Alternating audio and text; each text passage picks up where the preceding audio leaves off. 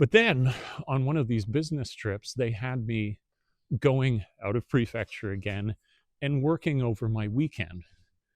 And I said to them before that, or I said as I was going away to the trip to my manager, I said, "Oh, just by the way, like, I want to confirm as I do this, like, that's obviously overtime, right? Because you're getting me to do work outside of my regular work hours, which this is over the course of the weekend."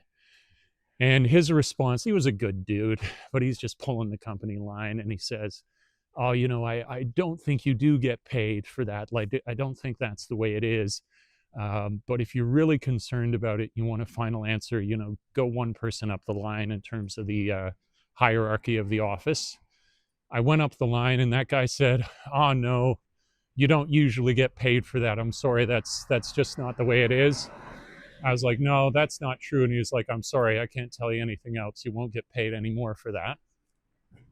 And so I went above him to his manager and said, "Look, you guys are once again finding yourself in labor law regulation violation, and I need to be paid for this because it's like it's a non-argument. You can't do this kind of thing and then not compensate people properly for it."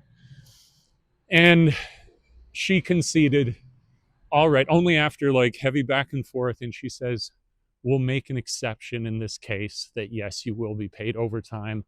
And I had to push back on that and say, "No, no, no, no exceptions. This is labor law. If you make me work outside of the hours agreed upon in my contract, the working days, then you have to." And she gave up the ghost and said, "All right, well, going forward, if we ever did make you do that again, then we will pay you properly."